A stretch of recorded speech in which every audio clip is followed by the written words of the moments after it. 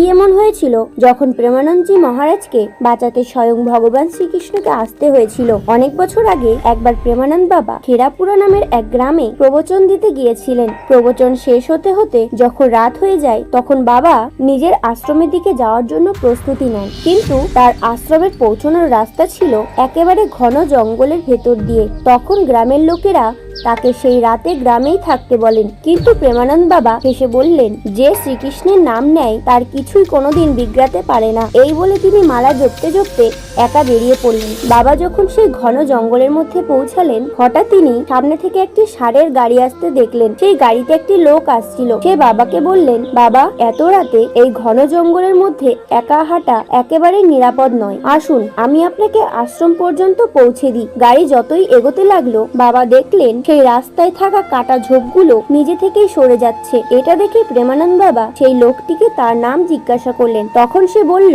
বাবা, নামেই বা কি আছে, আপনি শুধু এইটুকু ভাবুন, আমাকে ভগবান শ্রীকৃষ্ণ পাঠিয়েছেন। কিছুক্ষণ পর গাড়ি আশ্রমে পৌঁছে গেল। বাবা ষাঁড়ের গাড়ি থেকে নেমে যখন সেই লোকটির প্রতি কৃতজ্ঞতা প্রকাশ করার জন্য পেছনে ফিরতেই দেখলেন বাবা ষাঁড়ের গাড়ি থেকে নেমে তিনি দেখলেন গাড়ি একেবারেই অদৃশ্য হয়ে গেছে। তখন প্রেমানন্দ বাবা বুঝলেন যে লোকটি আর কেউ নন, তিনি ছিলেন স্বয়ং ভগবান শ্রীকৃষ্ণ। তো বন্ধুরা, কমেন্ট বক্সে জয় শ্রীকৃষ্ণ অবশ্যই লিখবেন।